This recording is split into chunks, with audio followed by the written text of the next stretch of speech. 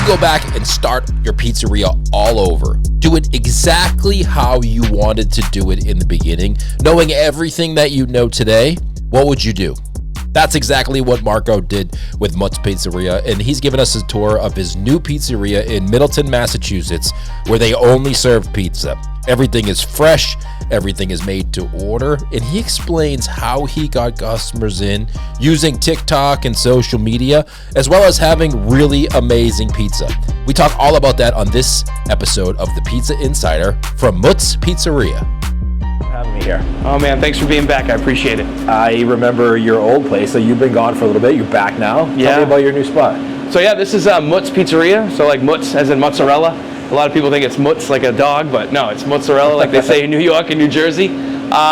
This concept is literally like everything you wished you could do when you first start out in the business and you don't have the money or the time or the location where you like usually buy into a restaurant. You're like, I'm buying this because there's already a Hobart mixer. You know what I mean? So like now it was kind of like, if I'm going to do this, I want to do it right. Like I want to change the things that I hate about the pizza shop business, make it my own. That's the whole point I want to do. I want to give the best elevation of food that I can make, number one. And number two, I want to kind of break that barrier that people are always used to. Like, I got to be here 7 a.m. till midnight in a wife beater and hate everybody that walks in because I'm miserable, right? I want to break that. I want it, when people ask me, like, what do you think of Mutz? How would you describe it? I go, it's just a vibe. The food's amazing.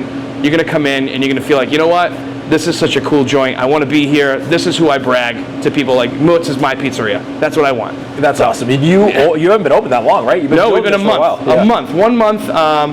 It took 8 months to get this going. A couple hiccups on the way, but you know that's life. That's welcome to construction. Right. So, but it's literally every corner was designed for those 8 months. Like every little thing was picked out by me and my wife. And the theme just came together. So. But you're not new to the pizza industry. No, God, I've been doing this for 26 years. It's been I don't know why I came back, but I'm back. I'm just a glutton for punishment. Right? People always ask me if I ever want to open a pizza shop again. I'm like, I don't think so. Yeah. But it seems like you're kind of doing what I would do if I was going to open one. Just like a simple menu. Yep. Not a ton of hours. Exactly. Do what I like to do. Yeah, we have 20 pizzas on the menu. One of them is a cheese, so kind of easy. Yeah. We're gonna have a rotating pizza every month, like that, so we can just experiment and play with new stuff, which I love to do. But I don't want to print out all new menus. You know what I mean? Like stuff like that. And we're only open 3 to 9, Monday through Saturday. So that's great. It's kind of like I have the whole day to do what I want, prep, or spend time with my kids, and then Sunday for me. For a long time in this business is family day. Yeah. Family and if you're religious, church day, that's the day for us. So like I don't want to ever, and trust me, I've been offered already being open a month, thousands of dollars to open on Sunday, and I'm just like, I can't go against my principles. So it's so easy to do it when you first start opening, right? Exactly. Like if you were open Sundays now, and then you're like in the future you wanted to close, it'd be so much harder. Exactly. Just like adding lunch. If I wanted to open, yeah. Like we're kind of playing with it. Like instead of, because this town, Middleton, is beautiful, and I love this town, and it gave me so much. It was like my first success story with my first restaurant. So, but they die at 8 o'clock. Like the world like disappears. Like you see the rocks rolling in front of the houses. No one's coming out anymore. Yeah. So it's like maybe we change the hour and do like a 12 to 8. So we get a little bit of a lunch, but then we're out earlier. Yeah. So I don't know. We're playing with it, but right now I'm really happy with what we're doing. That's awesome. And you designed this specifically for what you do, right? Specifically for what I do. I literally idiot-proof this. Like I always tell people all the time, like I walk through. You probably, if you ever looked through the windows during construction, you would have seen this mental case just walking through, pacing and going and like doing little things and pretending to do orders and seeing what's going to happen, what would go wrong, and like executing every kind of area where, the bottlenecking. I don't want any bottleneck. I want it smooth. I want that the employees are here and they have this imaginary chain on their ankle. They don't have to move. They have everything right where they belong. They don't have to go across the hallway to get something. So it was really like, I guess, insanity. You have to be insane. You have to be insane to do this. But you also have to have experience. Exactly. You've been through it. Exactly. Yeah. Like you got to work. I've worked in like 50 different restaurants in my life. So I've always said you take the good from your good experiences and you take the bad and you say, I'm not going to do this when I do it. You know? So, but yeah, sometimes you got to stick to some of the classics though. I think sometimes a mistake people make when they open a pizzeria is they have never worked in one. Yep. So they design it based on like what they think looks good. Yep. Not flow. Exactly. Like, a lot of people will say, like, this area right here is like, what a waste. Like, you have no dining room, no tables, which, you know, number one, the town wouldn't allow us. That was one reason. But I'm like, but why not have it open? Why not have it, like, so that I can breathe and move around? And what if COVID comes back again? And I got to have people 6 feet apart. Right. I got to get ready for that crap, you know? So I don't, you know, could I have made this concept a little bit smaller? Most likely, yes. I probably could have got away with 1,000 square foot less, probably. But this is like my idea. Maybe a future franchise model. I don't know, but I'd rather it be bigger and have room to do cartwheels and activities, as they say. So foosball table. Yeah, foosball table, because I was bored and I'm the only person good at it. So there you go. So yeah. So, can we walk around a little bit? Of course. You own the shop. Go for it. The rent's due in a couple weeks. All right, cool. I'll clock in and we'll work. I'll work for free. I'll work for pizza. Yeah, perfect. Yeah. So this is the menu board. We have everything on a board. It can come off. I was gonna say, yeah, you can take it off. You can take it off in case like something we run out. We can take it out and we don't have to worry about it. I just like the look of it. I'm not going to lie, I saw it on Pinterest and I kind of robbed it. So yeah, that's what I did. So that's where we get all our ideas. Thank you to the person on Pinterest. How did you come up with all your pizzas? Honestly, I wanted to do something, like I want to keep some of the classics that I had in my whole life, which is probably about 5 in there. But the rest are kind of just like, I want my menu for people to feel like, I don't want, how do I say this? You want to go in, you want to get a cheese and pepperoni. Great, fantastic, you're comfortable. I want you to get uncomfortable. I want you to try something that you're like, oh, you know what? I've never had Spam. Maybe I don't want that on a pizza.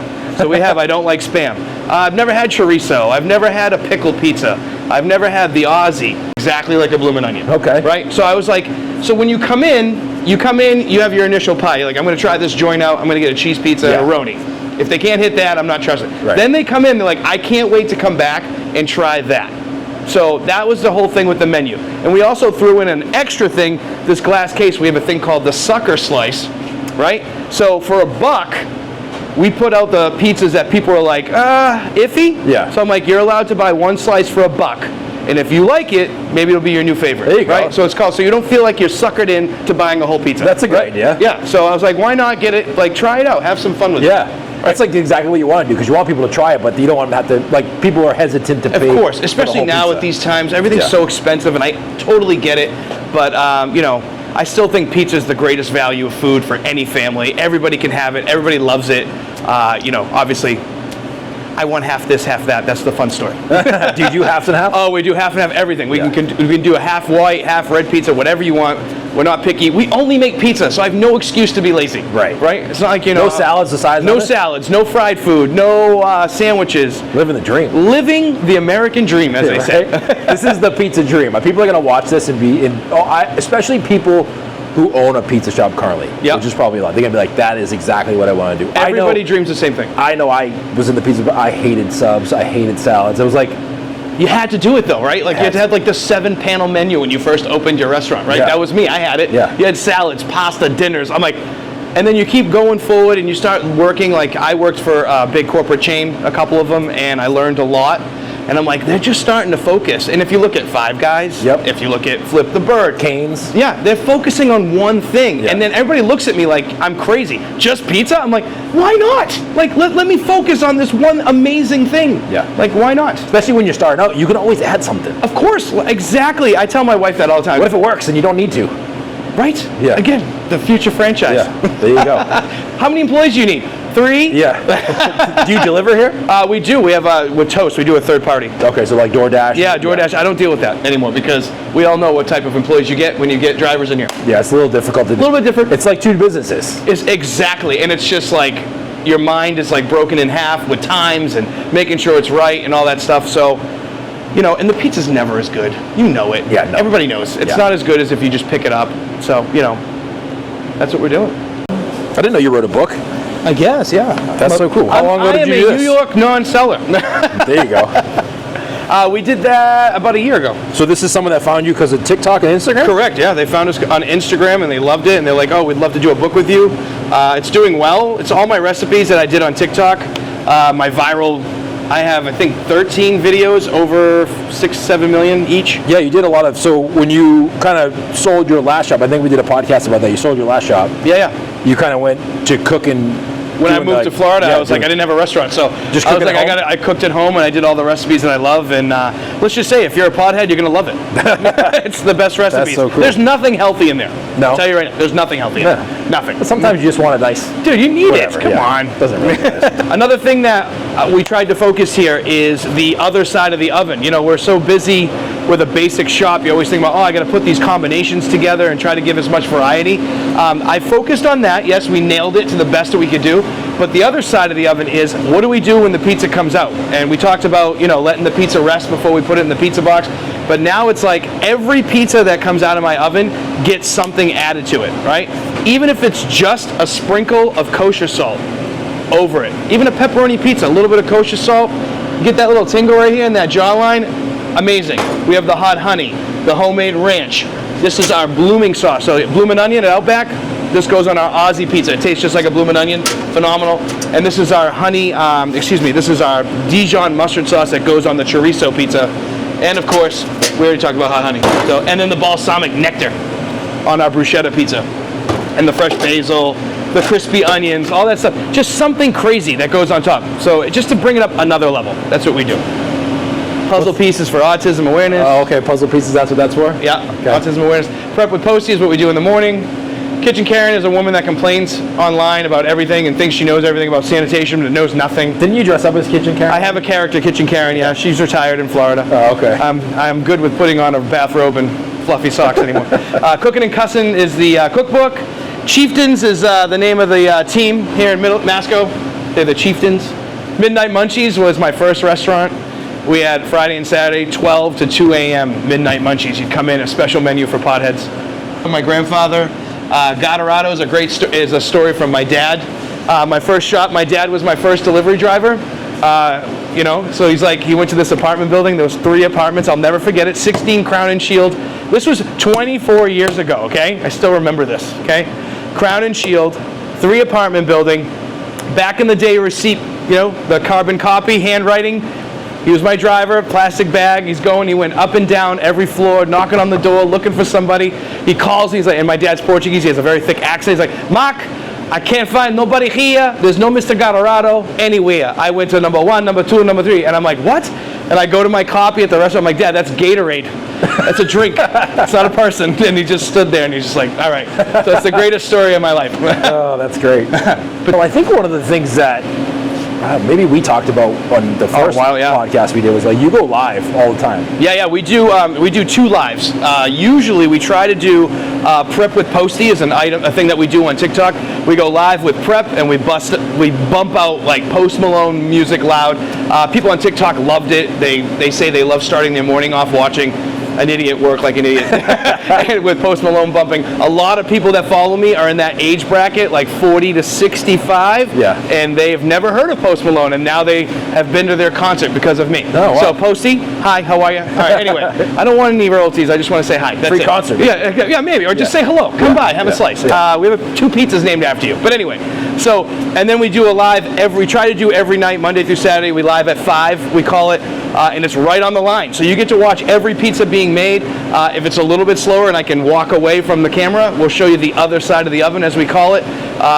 Eventually, we're going to have 2 cameras going at once, so you can see the pizza going in, coming out, and seeing everything. And that's kind of like where we got our following. We were kind of like the first, I'd say first 3 to 5 people doing TikTok live on the line. You've been doing it for 3 or 4 years now, right? Yeah. It's been a while. Like we're almost at 500,000 followers. You know, and it's, you know, a little bit 3-year retirement in between, you know, without doing pizza, so we're still doing very well. So you back to the same, like, people who followed you before kind of found you again? They're all back again. They're all having fun. They missed it and they loved it. We have like over 2,000 subscribers just on our Spotify playlist. That's crazy. Okay? So they just tune in, and I'm constantly updating that so that people have new tunes. But you're very consistent. Correct. Like, it's consistency is the key in everything. Yeah. Exactly. Yeah, I always tell people. Yeah, we have 3 things here I tell people. Food consistency, best quality you can give, and then making sure that every customer leaves happy. That's it. If you can't handle those 3 legs to your stool, you're not going to have anywhere to sit. Right. So that's what's the best thing, especially now where I feel like customer service is dead. Like everyone gives you an attitude, everyone's awful. So anyone can go anywhere for a pizza. There's 1,000 pizza joints here. We're the best. I'm gonna say it in this town. I don't care. I'm taking the crown back, all right? We're the best in this town. But our customer service is even better than the food, okay? That's what I'm gonna say. Now let me ask you this. Yes. Do you think that because your menu is so small and you don't have to worry about a whole bunch of things, that you can focus on customer service more? That's a good point, and that was a very important part of that, of being successful here. Because you have such a small menu. So now you have no room to make a mistake. Right. No room to blame somebody else on the line for messing up the order, right? Or my fries are cold, but the pizza's perfect. Right. You have nobody to blame but yourself. And that being said, it's also a positive thing. It makes me have time to step away from this, I'm just a pizza guy, I'm a restaurant owner. I want to make sure that I know all my guests' names by first name. I want to make sure they're getting the best experience of their life, and that we're, I know it's just pizza, but to me, it's more than that. It's everything. Like, pizza is my life. That's why I'm Marco the Pizza Man. Yeah. I literally drink sauce every morning before I start my shift. That's how it goes. I am made of pizza. That's why I'm all doughy and beautiful. But that's who I am. And to me, pizza is an amazing food. It's everyone's favorite. It brings families together. You can never go wrong. And it makes everybody happy. Even when it's bad, it's good. There you go. So we kind of touched on this a little bit already, but someone who wants to open or is looking to change something, what's your advice to them? What should they do? Open a pizza shop? Yeah. Don't do it. Don't do it in Middleton. Yeah, right. No. My advice for a pizza shop, make sure that you have a very stable foundation in your life. Make sure you know what your goals are and what your values are, and stick with it. Don't cave because of money. Don't cave because someone else told you to do this or a customer told you to do this. Stick with your guns. Do what you think is best for you, the community, and your family. That's number one. Always. I love it. Thanks for letting me stop in here. I love it. This is a great place. Oh, thanks for coming. I'm excited for you. I hope that everything goes fantastic and you sell 200 pizzas a day every day. Every day. It's going to happen. Yeah. You have to come in and help dough, but we'll be fine. I will. Thanks, Marco. Of course, man. Thanks to Marco for letting me come in and record this video, and thank you for watching. Hit that subscribe button. Let us know in the comments below where you're watching this from. If you own a pizzeria, drop a link in the comments to your pizzeria. If you want us to come in and shoot a video in your spot, drop us a link to your pizzeria in the comments below. We're always looking for great stories to tell here on the channel. Thank you so much for tuning in, and we'll see you next week right back here, everybody.